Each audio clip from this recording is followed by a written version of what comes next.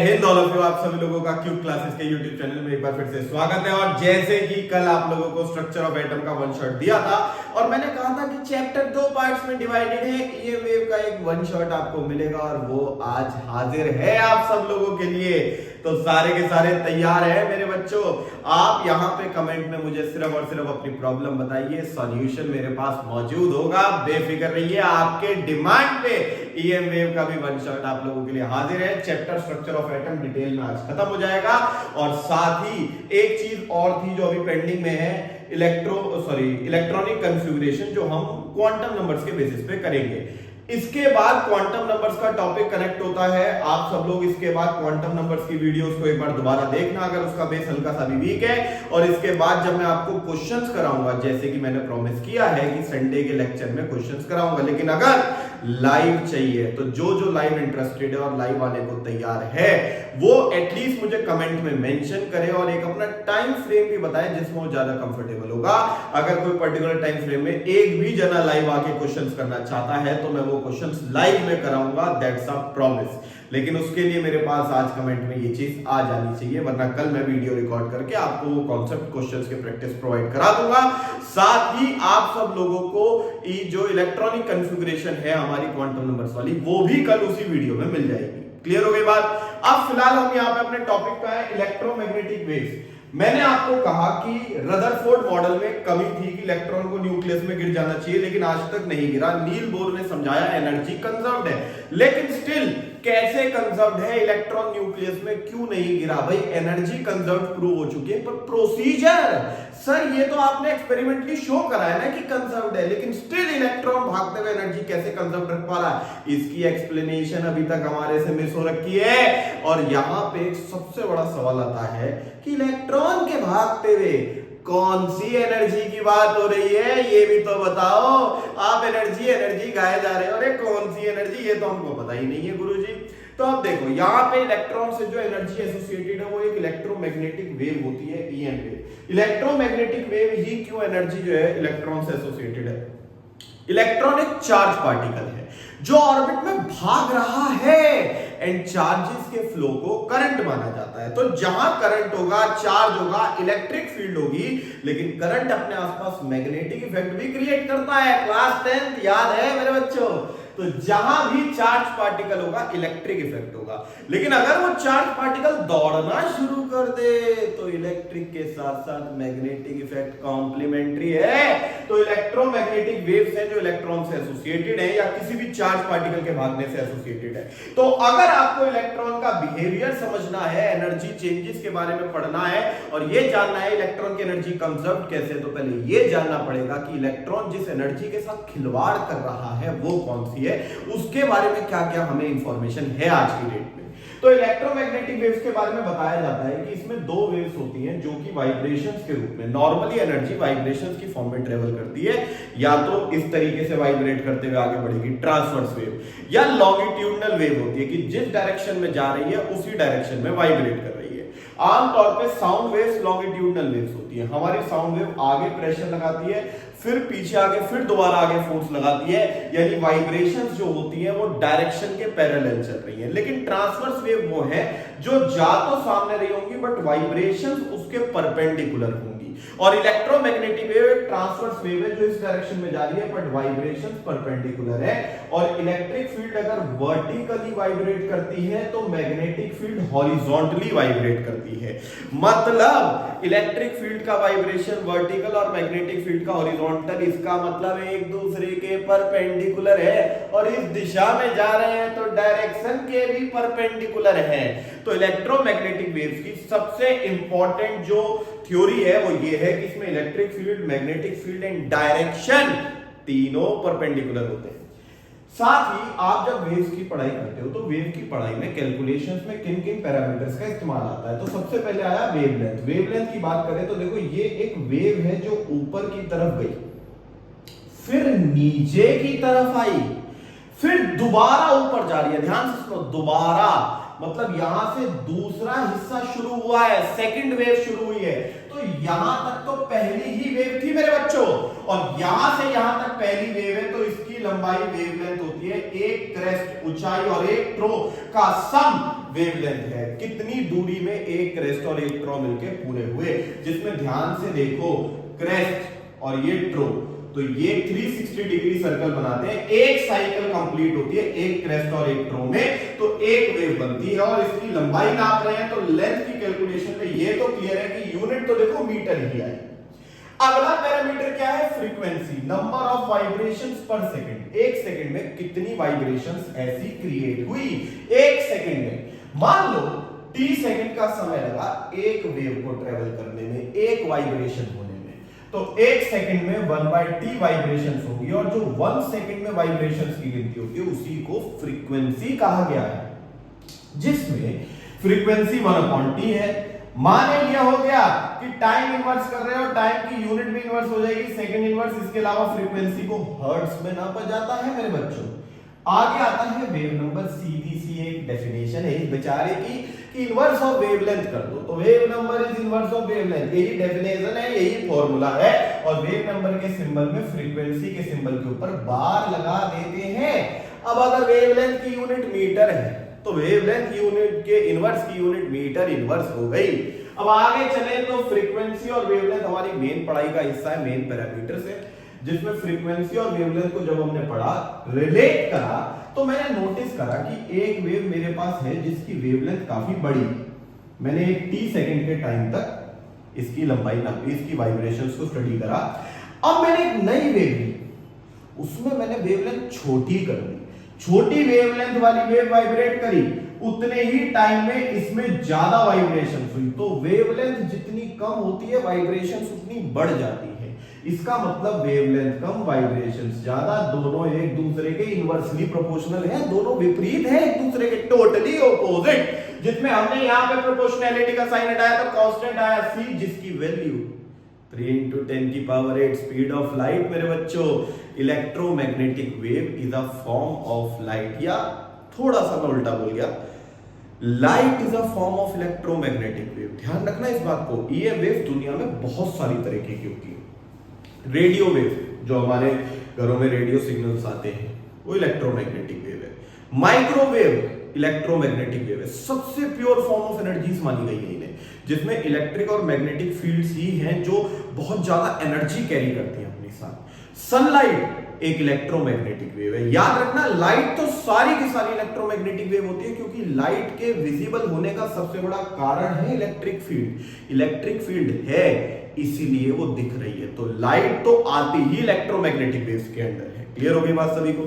अच्छा, नेक्स्ट हमने ये अलग अलग इलेक्ट्रोमैग्नेटिक वेव्स की कैलकुलेशन करी, और सीधा सा क्वेश्चन आएगा, हो सकता है वो आपको टाइम पीरियड दे दे। टाइम पीरियड याद रखना वो टाइम होता है जिसमें एक साइकिल पूरी होती है। आप याद रखना, मैंने आपको वेव का टाइम दिया तो उसमें टाइम में कितनी भी वाइब्रेशंस हो सकती हैं, लेकिन अगर मैंने आपको एक वेव का टाइम पीरियड बोला है तो वो एक साइकिल का टाइम है, एक वेव का टाइम। और एक वेव का जो टाइम होता है उसका इस्तेमाल करके आप फ्रीक्वेंसी निकाल सकते हो। तो 1 टाइम पीरियड से आप फ्रीक्वेंसी निकाल लो। फ्रीक्वेंसी यहां रख दो, स्पीड ऑफ लाइट आपको पता है, वेवलेंथ आ जाएगी। वेवलेंथ रख दो, वेव नंबर आ जाएगा। मतलब सब कनेक्टेड है, सब जुड़ा हुआ है आपस में, सब निकाले जा सकते हैं, बेफिक्र रहो। अब ये पूरी पढ़ाई एनर्जी के नाम पे शुरू हुई, तो ये भी तो पता होना चाहिए सर एनर्जी कैसे कैलकुलेट करेंगे।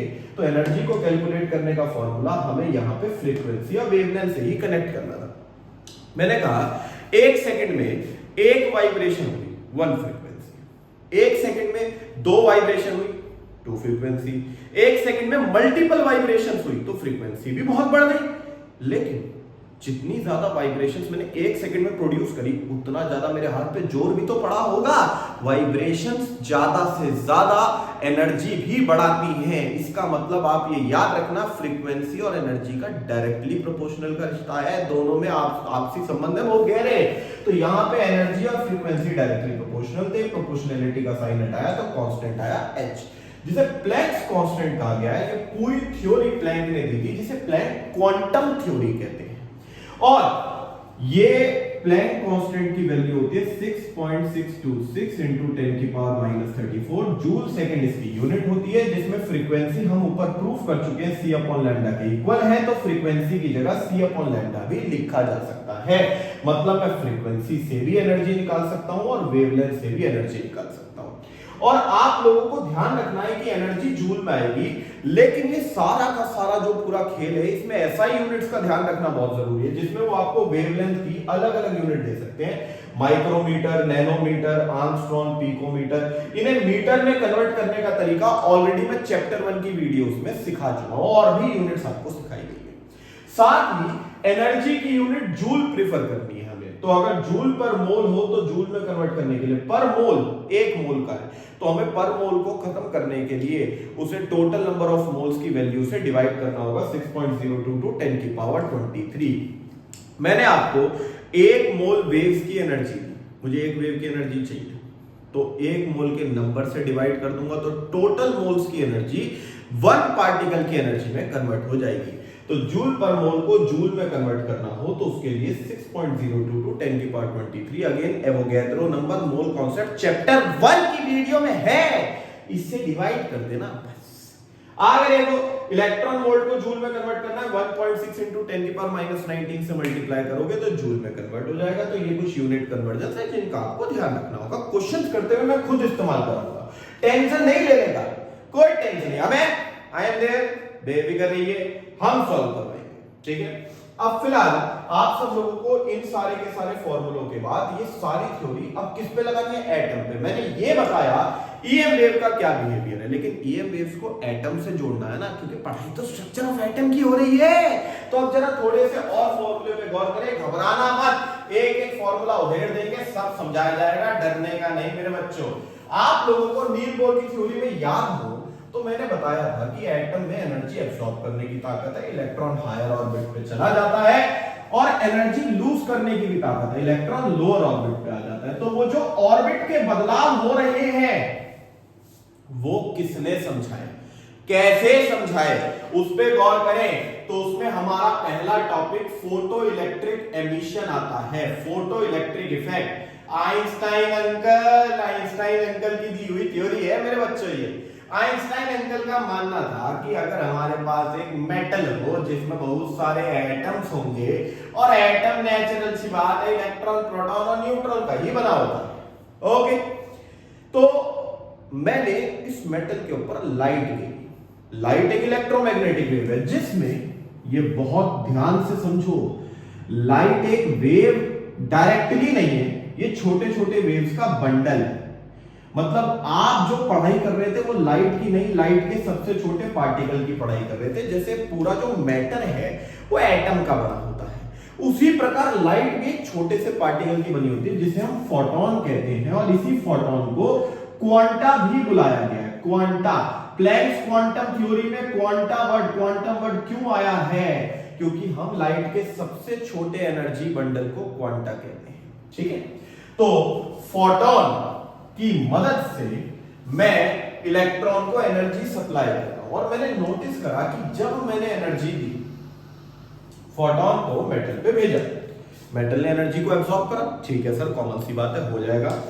वो सारी एनर्जी मेटल में किसके पास गई, एटम के पास। एटम के अंदर किसके पास गई, इलेक्ट्रॉन के पास, क्योंकि इलेक्ट्रॉन एटम में सबसे बाहर होता है, तो वो एनर्जी में सबसे पहले इलेक्ट्रॉन ने कब्जा कर लिया, फर्स्ट कम फर्स्ट सर्व। तो जैसे ही इलेक्ट्रॉन ने एनर्जी सारी की सारी सोखी, इलेक्ट्रॉन ताकत पर, आई एम दी सुपरमैन, ऐसी तैसी में गई दुनिया, हम आजाद है, सबको फोड़ डालेंगे जो हमें बांध के रखना चाहता है। तो इसे जो है ना एकदम से बहुत ज्यादा एनर्जी का एहसास हुआ।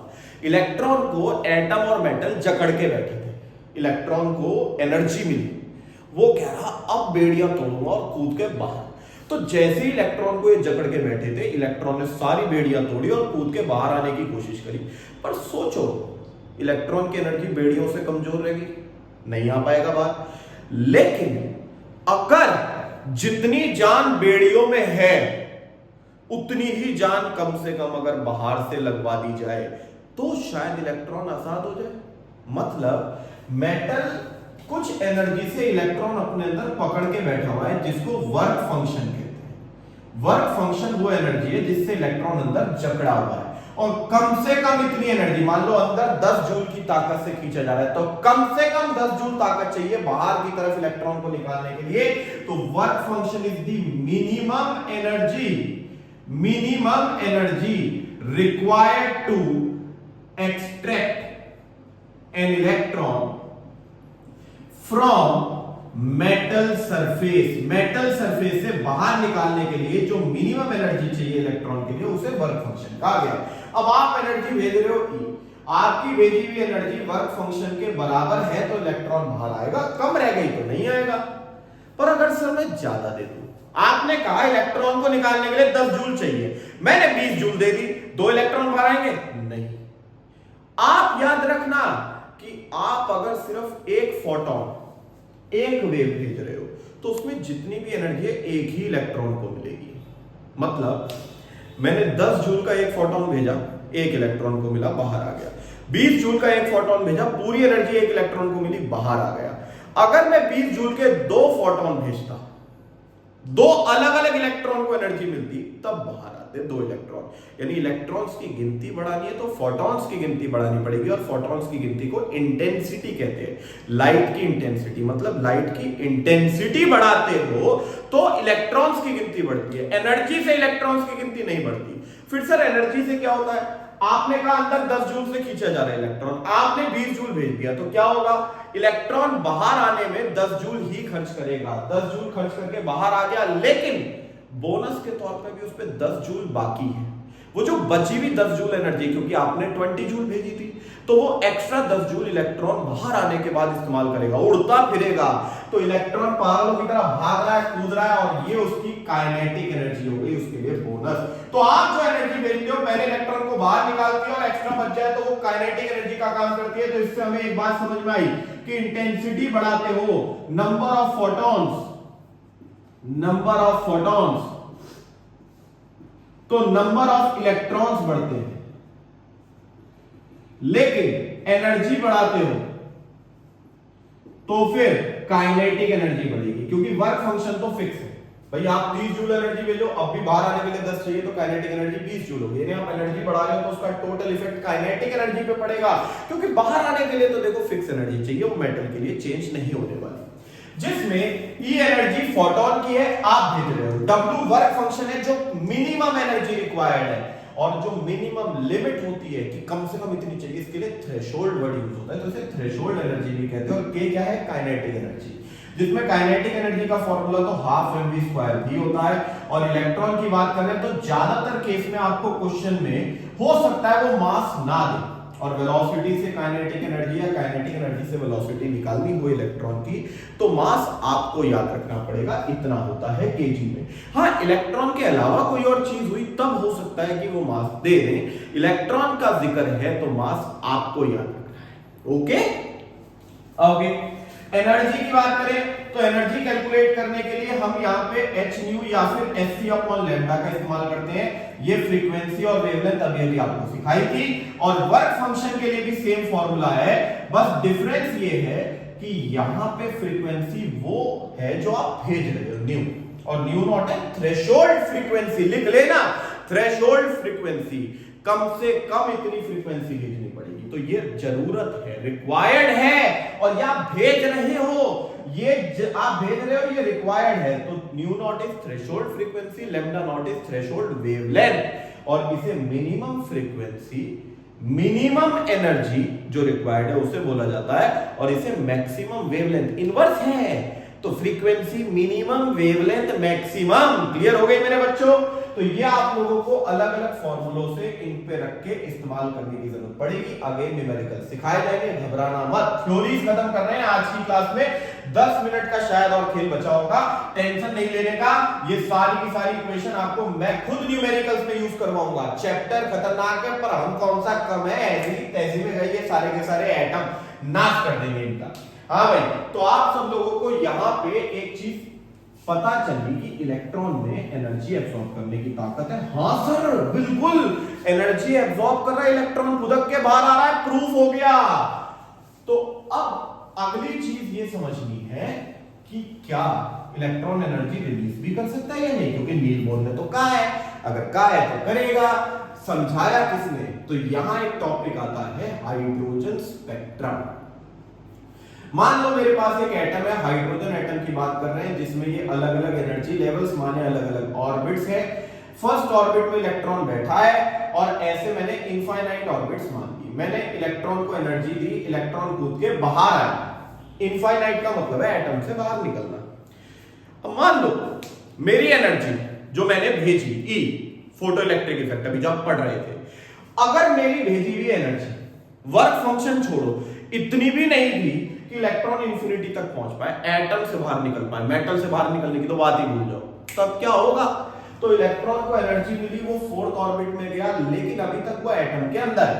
अब जब तक वो एटम के अंदर है तो एटम का कायदा कहता है कि उसे फर्स्ट ऑर्बिट में होना चाहिए। एटम का रूल चलेगा। जैसे मान लो क्लास भरी पड़ी है, लेट्स इमेजिन बहुत पैसा आ रहा है, नहीं बिल्कुल नहीं आ रहा गरीब आदमी हो, आपके लाइक शेयर कमेंट में जिंदा हूं, तो आप पूरा सपोर्ट कीजिएगा। हाँ, तो क्लास में बच्चे हैं, मैं क्लास में पहुंचा नहीं, दो बच्चों को शरारत सूझी, आज पढ़ने का मन नहीं है, बंक मारते हैं, सारे के सारे बाहर की तरफ भागे, मेन गेट की तरफ दो जने वो, और मैं मेन गेट पे ही पहुंच गया। I am the nucleus, institute is the atom, बच्चे इज द इलेक्ट्रॉन्स। इलेक्ट्रॉन्स भागने की तैयारी में थे, लेकिन इतनी सफिशिएंट एनर्जी, इतना सफिशिएंट टाइम या मोमेंटम नहीं मिला कि वो इंफिनिटी तक पहुंच पाए, वो पहले पकड़े गए, बच गए। अब जैसे ही वो गेट पे मेरे हाथ तो चढ़ गए एकदम, तो मैंने कहा क्लास में पहुंचो। एक इलेक्ट्रॉन की तो हवा खराब हो गई, वो तुरंत भग के आ गया वापसी सीधा अपने ठिकाने पे, और जितनी एनर्जी गेन करी थी सारी रिलीज कर दी। दूसरे इलेक्ट्रॉन में थोड़ा सा क्या कहते हैं, चंचलपन ज्यादा था। वो दो कदम पीछे गया और फिर कहता है सर आज पढ़ने का मन नहीं है, जाने दो, मैं चाटा मार दूंगा, पहुंच जा क्लास में। वो दो कदम और पीछे गया, सर देख लो कुछ ले देखे हो जा। मैंने कहा ठिकाने लगा दूंगा तुझे, तमीज से तुरंत क्लास में पहुंच, बदतमीजी नहीं। तो गया तो वो भी क्लास में, लेकिन वो एक बार भी नहीं गया, वो पार्ट्स में गया।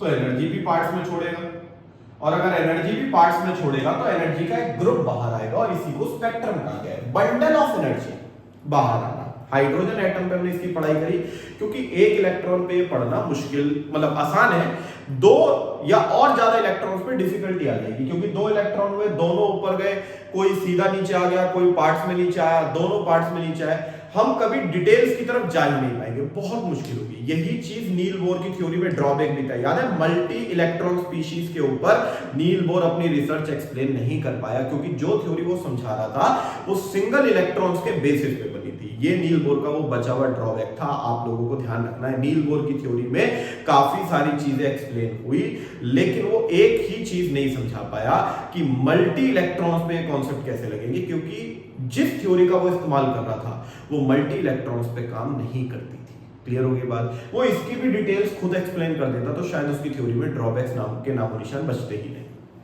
बट फिलहाल एनर्जी रिलीज हो रही है इलेक्ट्रॉन से, और ये एक बहुत इंपॉर्टेंट बात है। एनर्जी एब्जॉर्ब भी हो सकती है इलेक्ट्रॉन से और रिलीज भी हो सकती है, जिसमें इस पे एक फार्मूला बना 1/λ = 109677 1/n1 square minus 1/n2 square z²। घबराना मत, फॉर्मूला बड़ा है लेकिन आसान। मैं बता रहा हूं, न्यूमेरिकल्स का वेट करना, थ्योरी आज खत्म हो जान दो, इसकी कैलकुलेशन बहुत आसान पड़ेगी। मैं बैठा हूं ना, टेंशन नहीं लेने का। तो फिलहाल इलेक्ट्रॉन किसी बड़ी ऑर्बिट n2 से छोटी ऑर्बिट n1 में गिरता है, और जब वो बड़ी ऑर्बिट से छोटी ऑर्बिट में गिरता है तो एनर्जी रिलीज कर रहा है, और जो एनर्जी रिलीज कर रहा है उसकी वेवलेंथ निकालने का ये फॉर्मूला है, जिसे रिडबर्ग फॉर्मूले के नाम से पढ़ा जाता है, और इसे रिडबर्ग कांस्टेंट कहते हैं, जो आपको वेवलेंथ सेंटीमीटर में निकाल के देता है। और z यहाँ पे एटॉमिक नंबर है, किस एटम की बात हो रही है। दूसरी इंपॉर्टेंट बात जो आप लोगों को यहाँ पे ध्यान रखनी है वो ये है कि यहाँ पे जब इलेक्ट्रॉन बड़ी ऑर्बिट से छोटी ऑर्बिट में गिर रहा है और आपको फ्रीक्वेंसी या कोई और चीज निकालने को कहे, तो देखो वेवलेंथ से सारी चीजें कनेक्ट होती हैं। स्टार्टिंग के फॉर्मूले जो आपको आज की वीडियो में सबसे पहले कराए थे उसमें सारी कनेक्टिविटी है, ध्यान रखना, जिसमें इलेक्ट्रॉन जब किसी भी बड़ी ऑर्बिट से छोटी ऑर्बिट में गिरेगा, मान लो 2, 3, 4 किसी भी बड़ी ऑर्बिट से फर्स्ट में गिर रहा है, तो इसकी पूरी पढ़ाई जो स्पेक्ट्रम बना वो एक लाइमन नाम के साइंटिस्ट ने करी, तो इसे लाइमन सीरीज या लाइमन स्पेक्ट्रम बोला गया। तो जब कभी भी लाइमन शब्द आए तो n1 यहां पे फिक्स होगा फर्स्ट ऑर्बिट। बामर वो साइंटिस्ट थे जिन्होंने सेकेंड ऑर्बिट में जब इलेक्ट्रॉन गिरता था तो वो सारी एनर्जीज पड़ी, चाहे किसी भी बड़ी ऑर्बिट से गिरे। फिर पास्चन आए, जिन्होंने थर्ड ऑर्बिट में गिरते हुए इलेक्ट्रॉन की पढ़ाई करी, बड़ी ऑर्बिट से गिरेगा। ब्रैकेट जब इलेक्ट्रॉन फोर्थ में गिरता है, पी फंड जब इलेक्ट्रॉन फिफ्थ में गिरता है, किसी भी बड़ी ऑर्बिट से गिरेगा। तो N1 फिक्स है, N2 डिफाइन होगा क्वेश्चन में। और आप लोगों को कोई पूछे, देखो ये सारी थ्योरीज अलग अलग थी, रिडबर्ग ने देखा सारे सेम है तो सबको कनेक्ट करके एक कंबाइंड फार्मूला बना दिया। तो रिडबर्ग ने अलग अलग साइंटिस्ट की सिमिलर थ्योरीज का कॉम्बिनेशन दिया है और इसे रिडबर्ग कांस्टेंट के नाम से जाना गया है। कई बार इसकी जगह आर सिंबल भी डिनोट कर देते हैं। तो आपसे कोई कहे इलेक्ट्रॉन फोर्थ ऑर्बिट से सेकंड ऑर्बिट में गिर रहा है, तो 4 बड़ी N2 में रखो, N1 में छोटा नंबर 2 रखो, Z एटॉमिक नंबर है, एटम बताया गया, बहुत बढ़िया। नहीं बताया गया, हाइड्रोजन मान के चलना। अच्छा अगली चीज सर, अगली चीज ये है कि इस क्वेश्चन को और कैसे घुमा सकते हैं। वो कहे फोर्थ ऑर्बिट से बामर सीरीज बनती है, सेम क्वेश्चन है, फोर्थ से सेकंड, ठीक है। बामर सीरीज में N1 फिक्स होता है। और कैसे घुमा सकते हैं, सेकंड लाइन ऑफ बामर, थर्ड से सेकंड को बोलते हैं फर्स्ट लाइन ऑफ बामर, फोर्थ से सेकंड को बोलते हैं सेकंड लाइन ऑफ बामर। वही क्वेश्चन को पूछने का नायाब तरीका। फिफ्थ से सेकंड बन जाएगी थर्ड लाइन ऑफ बामर। और वो आपसे कह सकते हैं shortest wavelength of बामर and longest wavelength of बामर। याद रखना कि सबसे लास्ट ऑर्बिट इंफिनिटी मानी गई है और जितनी ऑर्बिट्स पास होंगी एनर्जी गैप कम होगा, जितनी दूर की ऑर्बिट्स होंगी एनर्जी गैप बड़ा होगा। और आप याद करो एनर्जी का फॉर्मूला साफ साफ कहता है एनर्जी और वेवलेंथ का इनवर्स का रिलेशन है। मतलब एनर्जी ज्यादा तो वेवलेंथ कम। तो अगर शॉर्टेस्ट वेवलेंथ किसी भी सीरीज की निकालनी हो तो N2 इंफिनिटी लेना, और लॉन्गेस्ट निकालनी हो तो एनर्जी सबसे कम होनी चाहिए, सबसे पास से इलेक्ट्रॉन गिरे तो वेवलेंथ सबसे बड़ी होगी। तो अगर कोई मुझसे कहता है पास्चन की लॉन्गेस्ट वेवलेंथ फोर्थ से थर्ड और शॉर्टेस्ट वेवलेंथ इंफिनिटी से थर्ड, तो क्वेश्चंस को पूछने के ये अलग अलग तरीके हैं। बस N1 N2 मिल गए, क्वेश्चन सॉल्व हो जाएगा, ध्यान रखना। तो यहां पे हमें समझ में आया कि इलेक्ट्रॉन एनर्जी एब्सॉर्ब भी कर सकता है और रिलीज भी कर सकता है, जिसके बेसिस पे नील बोर थ्योरी बनी है। तो नील बोर थ्योरी का एक सबसे बड़ा कॉन्सेप्ट, एक सबसे बड़ी पिक्चर जो छुपी रह गई थी वो मैंने आपको समझाई। एक यहां पे इंपॉर्टेंट बात ये भी है मेरे बच्चों कि इनमें से पहली सीरीज कौन सी डिस्कवर हुई, बामर सीरीज। क्योंकि लाइमन में जो सारी की सारी रेडिएशंस निकलती थी वो यूवी थी। बामर ने विजिबल स्पेक्ट्रम देखा था, यानी बामर को जो ईएम वेव्स देखने को मिली वो सारी विजिबल थी, विबग्योर में आती थी सारे कलर्स में, और यहां इंफ्रारेड था। तो सबसे पहली नेचुरल सी बात है विजिबल सीरीज ही दिखी होगी। बामर ये सोचने पे मजबूर हो गया कि एक एटम से लाइट बाहर क्यों आ रही है, तब ये कॉन्सेप्ट डिस्कवर हुआ और फिर धीरे धीरे सीरीज डिस्कवर होती चली गई। लाइमन ने कहा अबे दूसरे में क्यों गिर रहा है, पहले में क्यों नहीं आ रहा, तो बस थॉट्स बने और रिसर्च हो गई। अब आखिरी चीज, लास्ट पॉइंट, ये सारी की सारे रिसर्च में नील बोर ने एनर्जी एब्सॉर्ब और रिलीज करने के कॉन्सेप्ट को इस्तेमाल किया, एटॉमिक स्पेक्ट्रम बनाया जो आपको कल बताया था, एब्सॉर्प्शन और लाइन, और उसने बता दिया एनर्जी कंजर्व्ड है। पर इस पूरे किस्से में एक इंपॉर्टेंट बात मिसिंग है, वो क्या? सर एक बात बताओ, एनर्जी कंजर्व्ड कैसे है? तो यहां पे आखिरी थ्योरी डी ब्रॉगली की आती है, डुअल नेचर कॉन्सेप्ट। बस लास्ट टॉपिक मेरे बच्चों, लास्ट टॉपिक। आप लोगों के लिए वीडियो रेडी हो चुकी है पूरी की पूरी। आप सब लोग नो डाउट लेंथी वीडियो है, ऊब भी सकते हो, पार्ट्स में देखना, लेकिन मेहनत जाया मत जाने देना, बहुत दिल से बनाई है। डुअल नेचर की बात करें तो डी ब्रॉगली एक साइंटिस्ट थे जिनका कहना था कि हमारा नेचर जो है ना भेदभाव नहीं करता, nature loves symmetry, it is symmetrical. अगर नेचर सिमेट्रिकल है तो उसके आधार पे डी ब्रॉगली ने एक बात बोली कि देखो हमारी ऑर्बिट में इलेक्ट्रॉन का बिहेवियर कुछ इस प्रकार है कि इलेक्ट्रॉन जो है ना वो कभी ऑर्बिट में सर्कुलर मोशन में भागता ही नहीं, वेव की तरह भागता है। ऐसा क्यों? हमारा यूनिवर्स दो चीजों का बना हुआ है, मैटर और एनर्जी। मैटर वो चीज होती है जिसमें मास है, एनर्जी वो चीज है जिसमें मास नहीं है। तो अब यहां पे एक लाइट ने फोटो इलेक्ट्रिक इफेक्ट या हाइड्रोजन स्पेक्ट्रम में इलेक्ट्रॉन को धक्का मारा, इलेक्ट्रॉन कूद के बाहर की तरफ आया, मतलब इलेक्ट्रॉन पे फोर्स लगाई। फोर्स का फॉर्मूला मास इनटू एक्सीलरेशन है, पर लाइट में मास नहीं है। तो इलेक्ट्रॉन ने फोर्स कैसे महसूस करी लाइट की, वो कैसे जंप कर गया? क्योंकि आप सनलाइट के नीचे खड़े हो जाओ तो लाइट आप पे धक्का नहीं लगाती, पर इलेक्ट्रॉन पे लगा झटका, इलेक्ट्रॉन को बहुत ठेस पहुंची और इलेक्ट्रॉन कूद के बाहर निकल गया। लेकिन ऐसा कैसे हुआ, उसमें तो मास था ही नहीं लाइट में, तो इलेक्ट्रॉन पे फोर्स कैसे लगी। तो हमें पता चला इलेक्ट्रॉन का मास ऑलमोस्ट जीरो होता है और लाइट में मास होता ही नहीं है, तो दोनों के मास कंपैरेबल है। यानी लाइट में मास ना होते हुए भी मास की खूबियां हैं।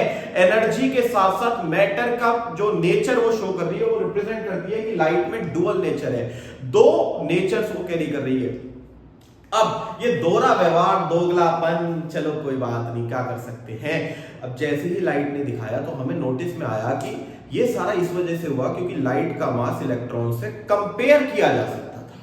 तो लाइट ने डुअल नेचर शो करने के लिए मैटर की कोई प्रॉपर्टी मैच करी। तो मैटर में भी, इस यूनिवर्स में कोई ऐसा मैटर होना चाहिए जो नेचर को सिमेट्रिकल बनाए, एनर्जी की प्रॉपर्टी दिखाए, लेकिन उसे एनर्जी की कोई प्रॉपर्टी मैच करनी पड़ेगी जो कि है speed of light. Electron orbit में मैटर की तरह नहीं, वेव की तरह बिहेव करता है, इसीलिए आज तक वो न्यूक्लियस में नहीं गिरा, क्योंकि उस समय वो मैटर नहीं, खुद एनर्जी है, तभी तो एनर्जी लूज नहीं कर रहा। इलेक्ट्रॉन ऑर्बिट में सर्कुलर मोशन में नहीं, वेव की तरह भाग रहा है, जिसका एवरेज रास्ता सर्कुलर बनता है, जिसमें इलेक्ट्रॉन लाइट की स्पीड मैच कर रहा है। उनने नीचे आते हुए एनर्जी रिलीज करी, पर उस एनर्जी को निकलने का मौका नहीं दिया। इलेक्ट्रॉन इतना तेज भाग रहा है कि उसी एनर्जी को हाथों हाथ एब्जॉर्ब कर लिया, फिर रिलीज कर दिया, फिर एब्जॉर्ब कर दिया, और इलेक्ट्रॉन ने एनर्जी कभी लूज ही नहीं करी, अपनी ऑर्बिट में एनर्जी कंजर्व कर दी। देखो कितनी बड़ी पिक्चर क्लियर हुई हमें। और फिर इसके बाद इसकी और डिटेल्स आई तो क्वांटम मैकेनिक डिस्कवर हुई, जिसने इलेक्ट्रॉन का actual motion, actual shapes, actual behaviour समझाया एनर्जी के खिलवाड़ का, कि वो रिवॉल्व भी करता है और एक शेप में रोटेट भी करता है, स्फेरिकल, डम्बेल, डबल डम्बेल, मतलब इसकी भी और डिटेल्ड एक्सप्लेनेशन क्वांटम मैकेनिक्स तक पिक्चर में आई, जिसमें हमें वेवलेंथ का फॉर्मूला यहां पे h/mv दिया कि इलेक्ट्रॉन में डुअल नेचर है, wavelength wave nature, momentum mv particle nature, matter nature को समझाता है। और इस फॉर्मूले से आप किसी भी इलेक्ट्रॉन की मास और वेलोसिटी का इस्तेमाल करके उसकी वेवलेंथ पता कर सकते हो। जब वो यहां पे वेव नेचर दिखा रहा है तो उसकी वेवलेंथ कितनी होगी, यानी आप पार्टिकल की वेव प्रॉपर्टीज ढूंढ सकते हो, और उसके लिए उसे मैच करनी पड़ेगी वेव की एक एक्यूरेट स्पीड, उसके क्लोज जाना पड़ेगा, जिसमें इलेक्ट्रॉन सबसे ज्यादा कामयाब हुआ।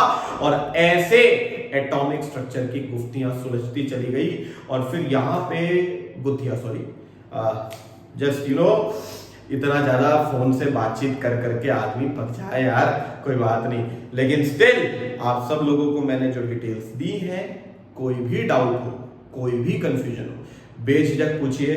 न्यूमेरिकल्स, क्वेश्चंस, अच्छी वैरायटी सारी कराऊंगा, बेफिक्र रहो, टेंशन नहीं लेने का।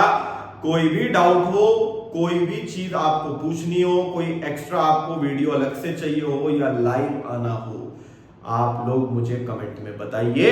इस वीडियो के बाद फीडबैक भी दीजिए कि वन शॉट का इंपैक्ट आपको बेनिफिशियल लग रहा है या नहीं लग रहा। आप मुझसे जितना इंटरेक्ट करेंगे मैं आपके लिए और ज्यादा इफेक्टिवली मेहनत करूंगा। Jai Hind all of you, bye bye.